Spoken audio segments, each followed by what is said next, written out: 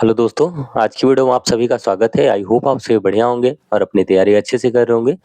तो आज की वीडियो में हम बात करने वाले यूपी पुलिस के बारे में, जो यूपी पुलिस की 32,679 पोस्ट आई हुई है, उसी के बारे में बात करने वाले हैं कि उसमें टोटल कितने फॉर्म भरे गए हैं।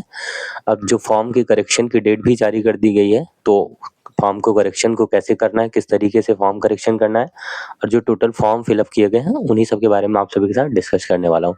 ठीक है। और जो भी भाई लोग तैयारी कर रहे हैं, अगर हिंदी और जीएस का आप सभी को नोट्स चाहिए तो फ्री में मैं आप सभी का मेरे चैनल पे विजिट करके देख सकते हैं। मैंने यूपी पुलिस के रिगार्डिंग हिंदी का और जीएस का दोनों का नोट्स अपलोड कर दिया है, पोस्ट किया है। आप सभी वहां से आसानी से उसको डाउनलोड करके पढ़ सकते हैं।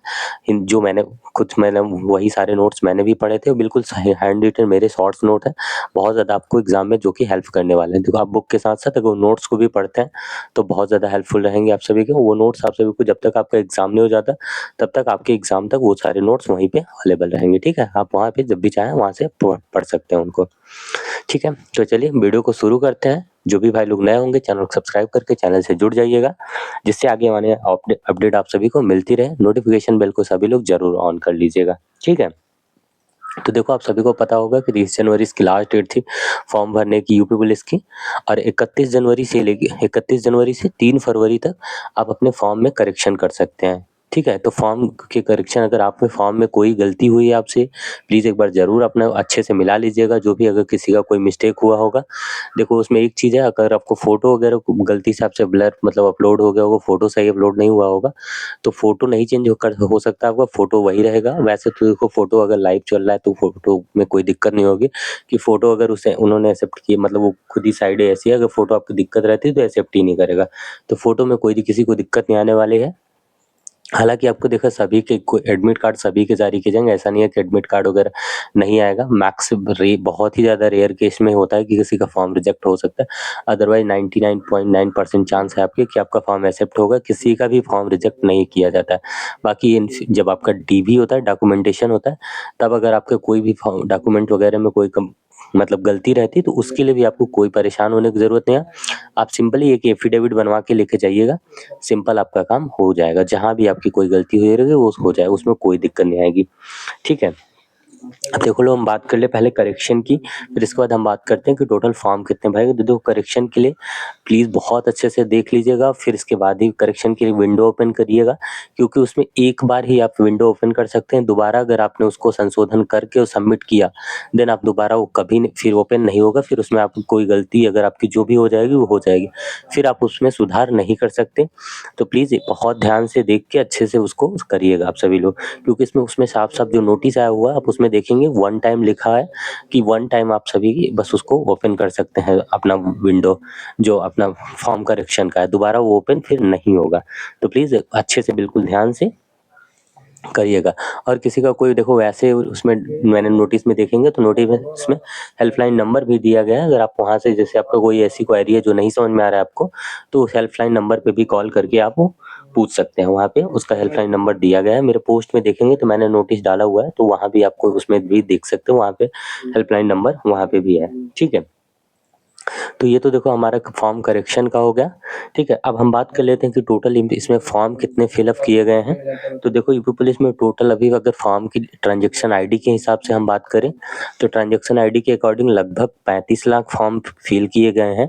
लेकिन ये डाटा एग्जैक्ट कंफर्म नहीं हो सकता, मतलब फिक्स नहीं हो सकता कि सही डाटा है, क्योंकि देखो, ऐसे जैसे ही जब यूपी होमगार्ड का फॉर्म भरा गया था, तो उसमें भी लगभग ट्रांजेक्शन आईडी क्या थी, लगभग 35 लाख के करीब थी।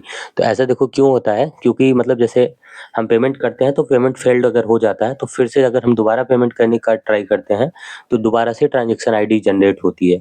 तो उसी की वजह से क्या होता है कि ट्रांजैक्शन आईडी ज़्यादा से ज़्यादा बढ़ती हुई चली जाती है।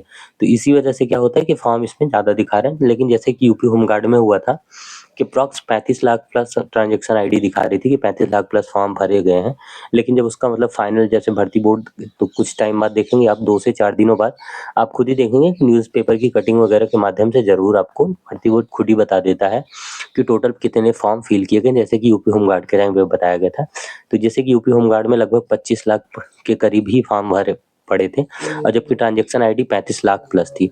तो आप इसमें भी यूपी पुलिस में भी यही मान के चलिए कि अप्रॉक्स मैक्सिमम टू मैक्सिमम आपके 25 से 30 लाख के बीच के ही फॉर्म होंगे। 35 लाख मुझे नहीं लगता कि भरे गए होंगे, क्योंकि ट्रांजैक्शन आईडी डबल जनरेट हो जाती है, जिसके भी फॉर्म कैंसिल मतलब पेमेंट जो ट्रांजैक्शन होता है वो फेल्ड होता है। तो ठीक है, तो और वैसे भी देखो आप ये फॉर्म की संख्या से मत जाइएगा कि इतने ज़्यादा फॉर्म है, फॉर्म का मैटर कुछ भी नहीं है।